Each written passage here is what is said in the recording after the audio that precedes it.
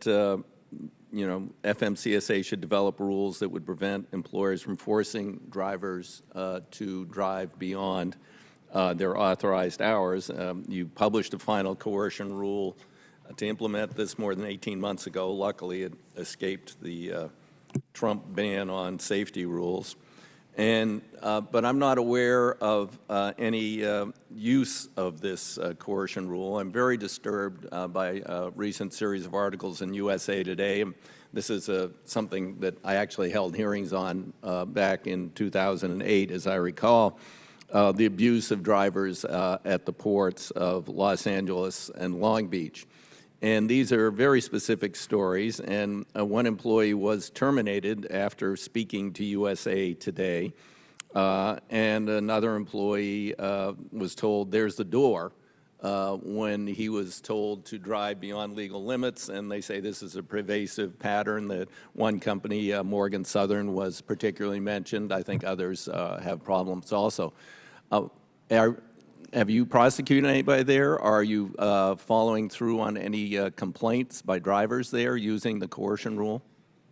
Ranking Member DeFazio, we are investigating complaints that come in under the coercion rule. I can't speak to specifics at this point, but we would be happy to get back to you on specifics, but we do have several that we are investigating. Okay, I'm hopeful that you will use this because detention time and the port drayage are two areas where we're forcing people to drive beyond their authorized hours, and we need to be taking meaningful enforcement action of abusive practices. So thank you. Mr. Danielson, last year NHTSA proposed a Phase 2 voluntary guideline for distractive electronic devices that are aftermarket, not installed in the car. I've seen, I read an article about devices that will project your email onto your windshield so you can be emailing as you drive or reading your email. Would that be considered a distraction? Yes. Okay. And where are we at with the Phase 2 voluntary guidelines? Is that, now we heard from the Trump administration they weren't going to impede safety rules. So is this one moving forward? These were guidelines, sir. So they were advice to device manufacturers for things for them to consider when they're designing these devices that, when used during driving, would minimize the potential for distraction. I would point out, without naming any individual companies, that several device manufacturers that are well known have already begun to roll out optional features where a device owner can elect to turn on this feature, and the smartphone can detect if you're driving your car, and then delay notifications of texts and other things until you're done with your driving trip. So device manufacturers are already taking a look at this and trying to determine. Yeah, some, but there's always, I mean, this was actually a heads-up display on the windshield. Now, I would consider that to be fairly distracting. Doesn't have anything to do with the conduct of the vehicle itself. Ms. Dinzar, would NTSB have concerns about these sort of devices, and do you think we need something more than voluntary guidelines? Thank you, Ranking Member DeFazio.